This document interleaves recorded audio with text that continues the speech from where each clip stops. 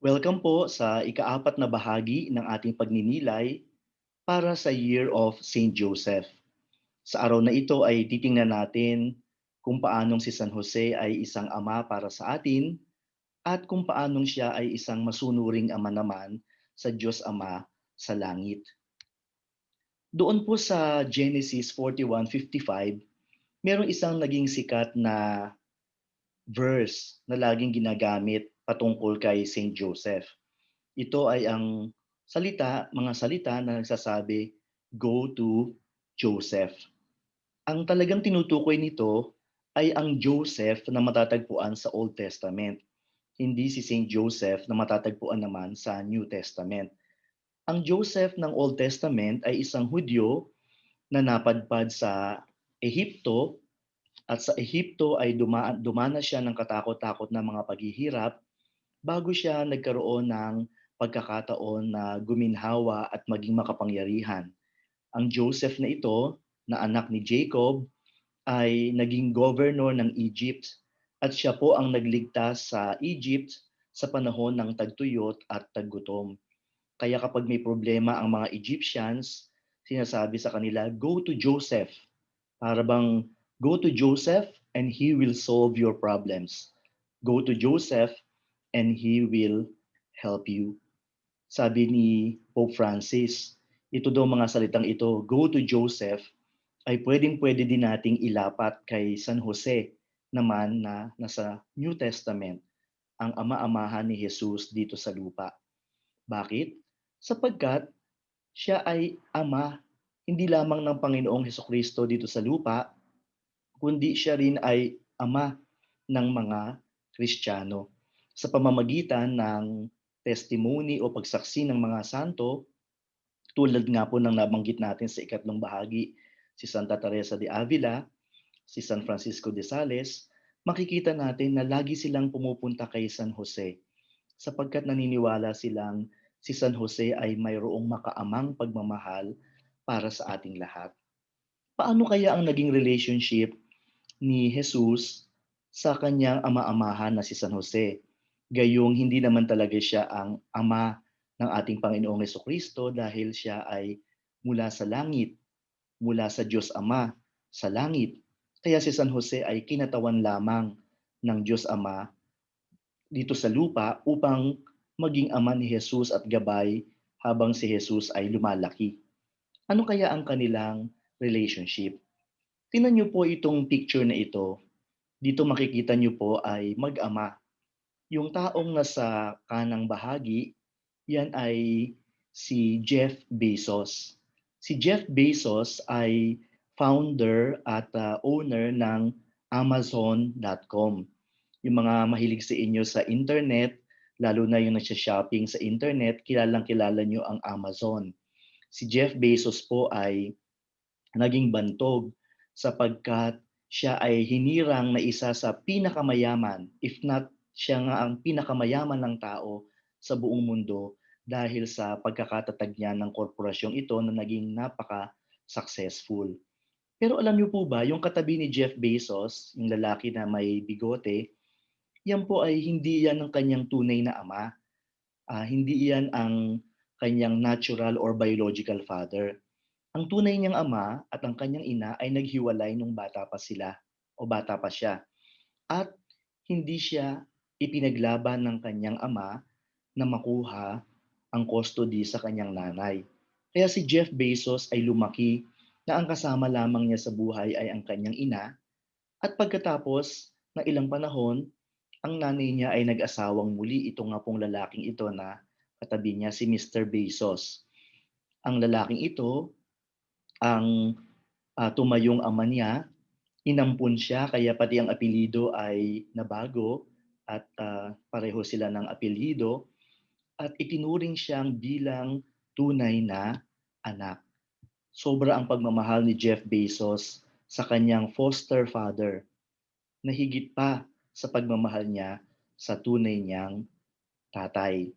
Hanggang namatay ang kanyang tatay, hindi inasam ni Jeff Bezos na makita ang kanyang tunay na tatay sapagkat sapat na sa kanya, sabi niya, ang pagmamahal na tinanggap niya sa kanyang foster father.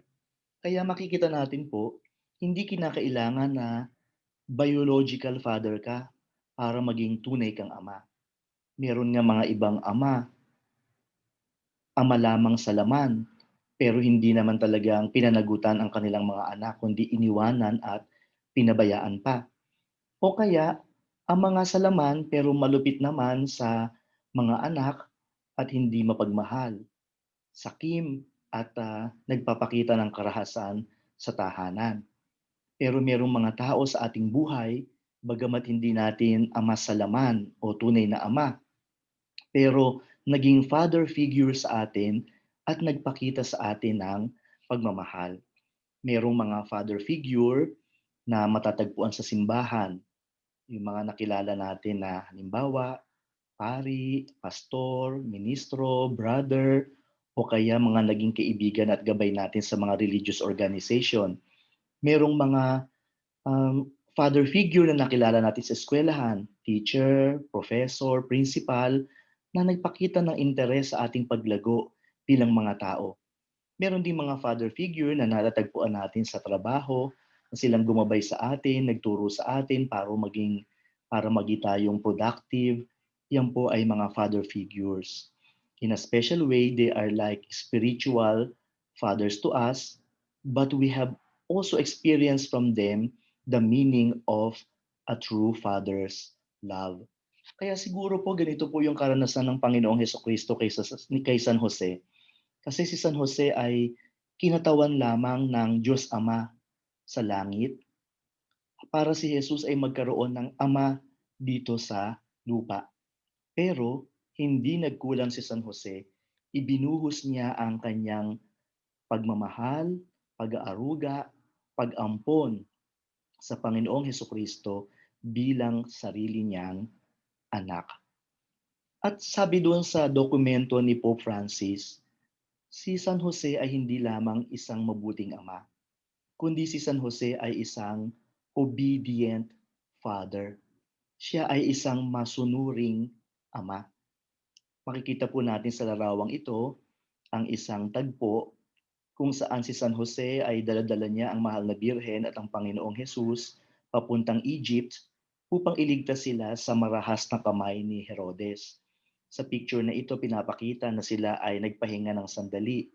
Ito nga si Mama Mary ay nakaupo muna sa lupa, si Jesus naman ay dumedede at siguro po ay nagugutom. At nakakatuwa pag tiningnan natin si San Jose sa gawing kanan ng larawan na talagang pagod na pagod. Ito yung tunay na sleeping Saint Joseph. Hindi yung katulad ng ating mga imahe na sleeping Saint Joseph na ayos ang pagkakatulog, meron pang unan. Si San Jose dito ay talagang nakahandusay. Kung titingnan natin, ini-imagine ko parang humihilik pa siguro. Baka medyo nakanganga pa nga ang bibig sa sobrang pagod dahil sa kanyang dinanas na madali ang pag-alis sa Israel papunta sa Egypt para iligtas ang mahal na birhen at si baby Jesus. Alam niyo mga kapatid, si San Jose po ay nakikipag-ugnayan sa Diyos. Pero yung kanyang pakikipag-ugnayan sa Diyos ayon sa Bible ay kakaiba. Ang kanyang pakikipag-ugnayan sa Diyos ay sa pamamagitan ng mga panaginip. Nakilala si San Jose dahil sa kanyang pagtalima sa kalooban ng Diyos at ang kaloobang ito ng Diyos ay dumating sa kanya hindi diretso, hindi tahasan, kundi sa pamamagitan ng mga panaginip o pangitain niya habang siya ay natutulog o nagpapahinga. Tingnan po natin yung apat na panaginip ni San Jose at ano ba ang kahulugan nito para sa kasaysayan ng kaligtasan nating lahat. Ang unang panaginip ni San Jose ay nandoon sa Matthew chapter 1 verses 20 to 21. Sabi dito, "Do not be afraid to take Mary as your wife, for the child conceived in her is from the Holy Spirit. She will bear a son, and you are to name him Jesus, for he will save his people from their sins." Ito po ang panaginip na ito na tinupad naman ni San Jose pagkagising niya. Pinakasalan niya si Mama Mary at tinanggap niya si Jesus bilang sarili niyang anak.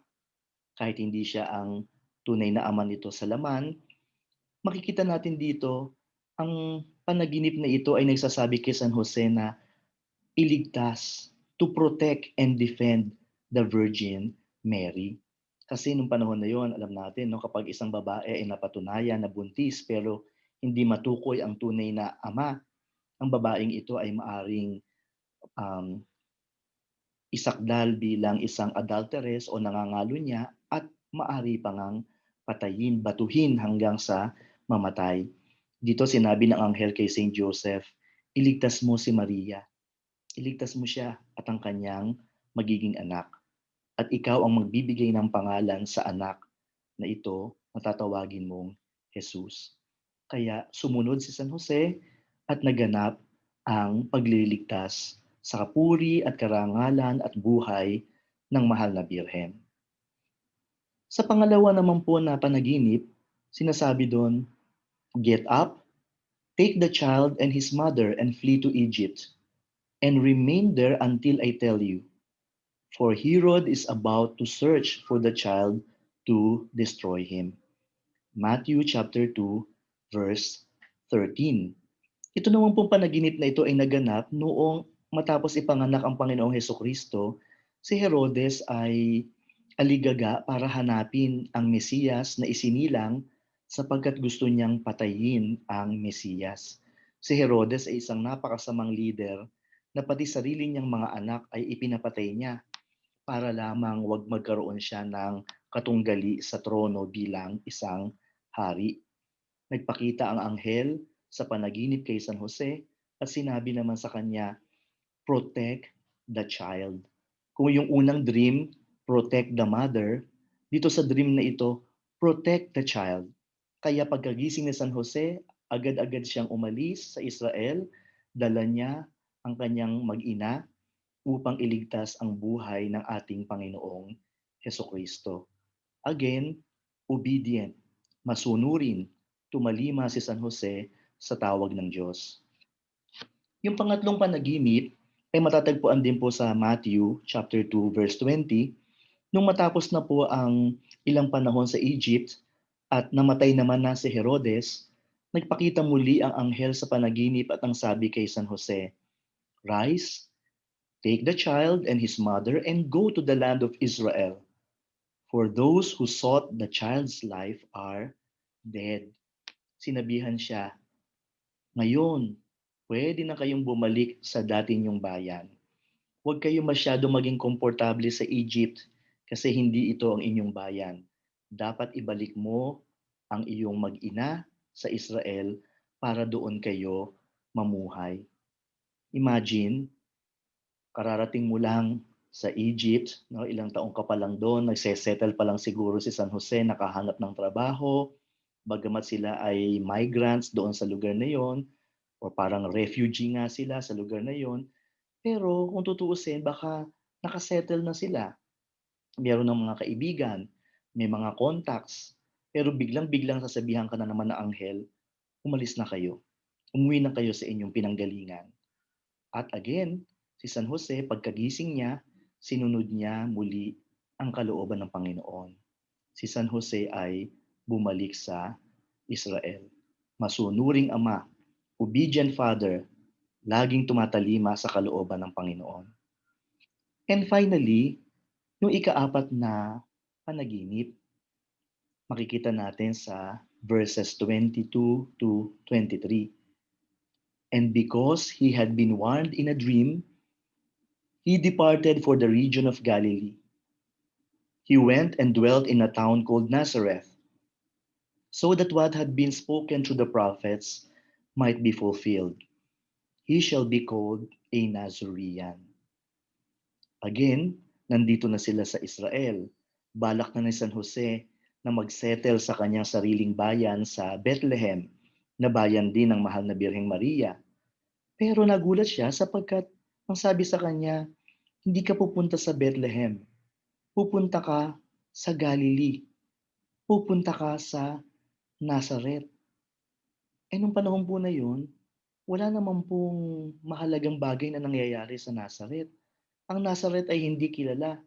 Ang Nazareth ay wala sa kasaysayan at wala din sa prophecy ng Old Testament. Nothing happens in Nazareth. Pero ito ang sabi sa kanya, kailangan pumunta ka doon, doon kayo mamuhay upang matupad ang sinabi ng mga propeta. Kaya itong dream na ito, the fourth dream, ay yung pala ay to fulfill the prophecy para matupad ang ipinahayag ng mga propeta. Again, maaring naguluhan si San Jose, maaring hindi niya nagustuhan yung desisyon na iyon na sinabi sa kanya ng anghel, pero dali-dali siyang sumunod, tumalima, naniwala at nagtiwala na mas alam ng Diyos ang mabuti para sa kanya at sa kanyang pamilya.